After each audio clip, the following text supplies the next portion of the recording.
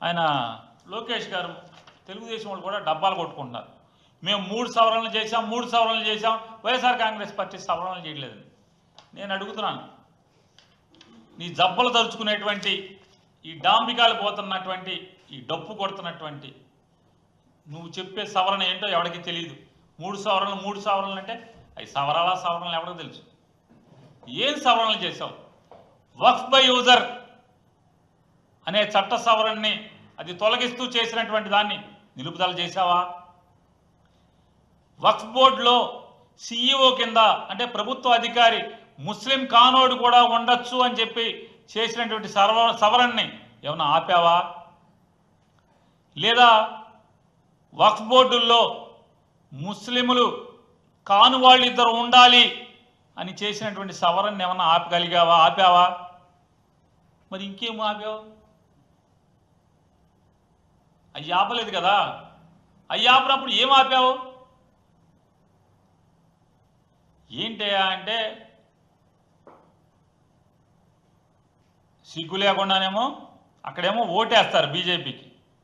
BJP చెప్పిందల్లా వంత పాడతారు. అక్కడ ఓటేసి వచ్చి ఇక్కడ సిగ్గు లేకుండా మేము ఓటేయలేదని చెప్తారు, మేము ముస్లింలను కాపాడుతామని చెప్తారు, మేము ఈ చట్టాన్ని వ్యతిరేకిస్తామని చెప్తారు. నేను లోకేష్ని ఛాలెంజ్ చేస్తున్నాను.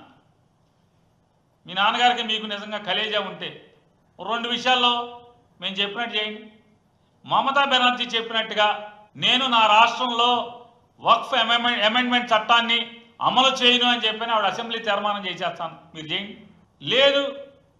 లేదు ఏదైతే మేము వైఎస్ఆర్ కాంగ్రెస్ పార్టీ మేము భావించాము వక్ఫ్ బై యూజర్ తీసేయటం, లేదా వక్ఫ్ బోర్డుల్లో ముస్లిమేతరులు కూడా ఉండొచ్చు అని చెప్పి సవరణ చేయటం, అలాగే వక్ఫ్ కాపాడేటువంటి ప్రభుత్వ అధికారులు ముస్లిమేతరులు కూడా ఉండొచ్చు అని చెప్పటం, లేదా వక్ఫ్ ఆస్తుల్ని జిల్లా కలెక్టర్ ఎప్పుడు కావాలంటే అప్పుడు లాక్కోవచ్చు అని చేసినటువంటి వీటిని మేము తప్పుగా భావిస్తూ మేము సుప్రీంకోర్టులో రిట్ పిటిషన్ ఫైల్ చేశాం.